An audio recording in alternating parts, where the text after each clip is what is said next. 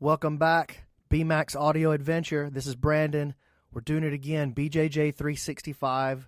This is, I think, the 5th day in a row. So, pretty excited about it. The response has been awesome. You guys are the best, man. And so, thank you so much for all the encouraging words and all the kindness and happiness that you're sending my way. All the positive vibes, man. It just encourages me to want to do this more and more. So, keep bringing it on.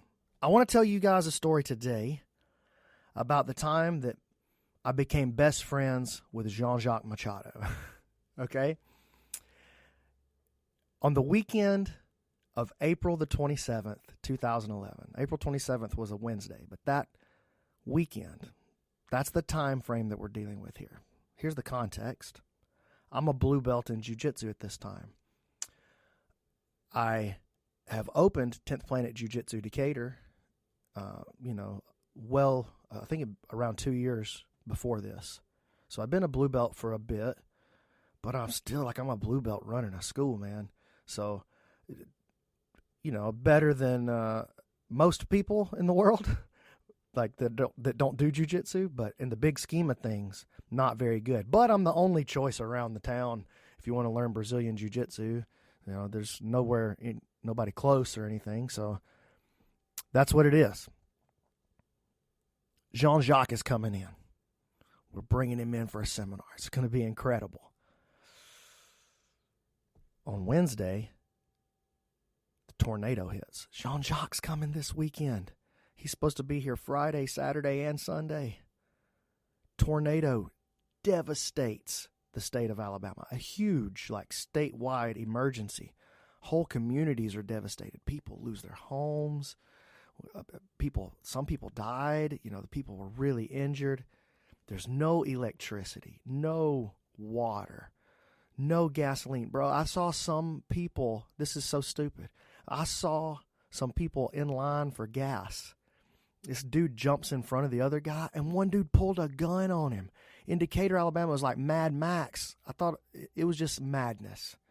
That'll show you how quick, by the way, we can turn back into savages. We better hope that nothing crazy happens, or we're going to have some serious problems. All right, so Jacques coming in this weekend. The problem is we don't have any of the stuff that we need to have to put on a good seminar, including electricity. So I call Jacques, Jacques, I got people coming in from out of state for this thing. I'm just going to refund everybody's money. You keep the deposit. He goes, no. I'm coming. He said, it's going to be like the old days in Brazil. We're going to train by candlelight on the side of the mats. I said, all right, man, that sounds awesome. So he didn't want to cancel. He's coming. All right, great. He arrives. I pick him up on, I believe it was on Friday morning. I picked him up. They lost his luggage. All his training gear, all his clothes. He doesn't even have, he put everything in the suitcase. He doesn't even have a carry-on, really. It's just him coming out. I was like, oh my gosh, man, this couldn't go any worse. Wait, yes, it could. We get to the hotel, and they canceled his hotel reservation because they don't have electricity and running water in the hotel. I was like, oh my gosh, dude. And this man never lost the smile off of his face the entire time that he was here. Not for a moment. Now, where are you going to stay? You know what? You can stay at my house. We got the kids, they can crash with us, and then you can sleep in Keller's bed. And he was like, that sounds great. So we got all this downtime, 3 days. Man, let's do this. This is going to be fun. My garage is full of mats. So, we're in there hanging out. We got to get rid of all the food that was in the fridge, right? Because that stuff's going to go bad. So we're just grilling out. Jacques out there helping me grill. He's flipping chicken, flipping burgers. It was awesome. We come back in. My little girl, Logan, she's sitting at the table and she doesn't want to eat. And Jacques doing the airplane thing with open the mouth, open the hang. Here come the airplane. Oh, yes. All right. So, awesome. He's on the floor playing Legos with Keller. At one point, he looks at Keller. He says, what do you want to be when you grow up? And Keller, I can't remember exactly what he said at that time, but, it's just like little kid answers. And then Jean-Jacques goes, no, you're going to be a legend. And I swear to y'all, for the next 2-3 years, anytime somebody would ask Keller, hey, what do you want to be when you grow up? Which, everybody asks little kids that. Oh, what are you going to be when you grow up? Keller would go, I'm going to be a legend. That's the best answer of all time. And in the meantime, over the course of the weekend, I'm out there in the garage with Jean-Jacques during the downtime, which there was a lot of. And, we're out there messing around. Most of it wasn't really like private lesson time, I don't guess. It wasn't like he was sitting and like lecturing me and teaching me new moves. So we would just move, and he would feel me, and he would go, nah, not that. Try this instead. Put your hand here. Just adjusting me everywhere we went. And I'll never forget this. So we're doing, it was like a mount escape, but it was more of like just a motion that he was having me do. Just a simple little change with my hip. And I was like, man, I don't feel like I'm doing this right. Am I doing this right? He goes, do it again. So do it a couple more times.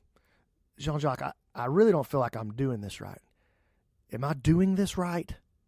He goes, Brandon, in Jiu Jitsu, there is no right or wrong. There is only easy or hard.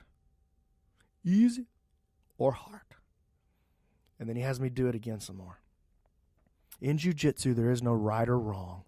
There's only easy or hard. I've been unpacking that for years. That's been the guiding, that one little phrase has been the thing that has guided my belief and my philosophy, not just of jiu-jitsu, but of the martial arts, and maybe even in a broader context of my life ever since. Now, the truth is, I wasn't really experienced enough to understand what he was trying to tell me at the time. Right? I mean, like, I heard it, but I didn't get it. I knew what he was saying, but I didn't understand it. It takes hours and hours of just dwelling and trying to achieve mastery to really be able to even unpack the idea. But what he was saying is that jiu-jitsu, the same thing I told you guys a couple of episodes ago, I've mentioned it probably in every episode, because this is my belief. Jiu-jitsu is the yielding way. If I meet you force with force, I no longer do jiu-jitsu. And, that carries such powerful implications, not just as a grappler or as a fighter or as a martial artist, but as a man, as a husband, as a father, as an employee, whatever. When I encounter force or I encounter trouble, if I try to meet it with my own strength, there will be often times when I'm able to overcome the trouble. Boom, I can meet it with my own emotional strength, with my own physical strength, with my own, intelligence, whatever. I meet it and I can overcome that problem. But some problems are too large for me to simply muscle and move out of the way with my experience and my strength and whatever. And when I meet those problems, to try to do the right thing, it's not always apparent what that is. Do I put my hand here? Do I say this? Do I whatever? Do I go here? Do I make this decision? Right or wrong isn't what we're looking for. What we're looking for is easy or hard. Now, that doesn't mean you take the easy path. That's not the same thing, right? What it means is that we mold around and we change based on the input that we are being given. I come at you, we're having an argument or a discussion, and I come at you a little too aggressive, and you flare up, boom, and start yelling back at me. If I try to meet that with yelling, now it's a disaster, and we're mad at each other, and nothing gets accomplished. But if you come at me, boom, start yelling at me, and I feel that, and I change myself around it, I can deflect that, and we can both win that engagement, right? Which is what we want. We don't want to be, in an argument with everybody all the time. Jean-Jacques' brother, Carlos Machado, who I've gotten to train with much more over the years, he told me a story one time about what he thought Jiu Jitsu was. And he said it was like negotiating a lease with his landlord. He said that's to him is the best example of Jiu Jitsu, is that it's verbal Jiu Jitsu. It's the yielding. It's the not getting into an argument, giving you a little bit of what you want so I can get a lot of what I want. And that makes a lot of sense to me. And it's been the thing that has allowed me to enjoy jiu-jitsu so much over the years, rather than running into a problem every time when I get on the mat. So I hope that was helpful for you guys. I'm so thankful that you guys have been listening to the podcast every day. It means the world to me, honestly. I'm kind of blown away by the response, and I just want to say thank you. Keep listening. I'm going to try to give you guys as much as I can. And when you go to iTunes and like rate and subscribe and all that good stuff, that's incredibly helpful to me. Like, you have no idea how much that helps me. Also, it would mean a lot to me to have you as a subscriber on my website, www.brandonmc.ninja. It's $5 a month. Or if you're more into like MMA, you want to get some striking, even some gi work, wrestling, want to learn something about cutting weight, nutrition for fighting, myself and Cole Miller, we have a site called the MMA School. It's www.themmaschool.com. It's $20 a month. And listen, if you don't want to learn from me, no problem. But you're making a mistake by not learning from Cole. He's one of the best black belts that I know, and he's a black belt at everything he puts his hand on. So Cole's the man.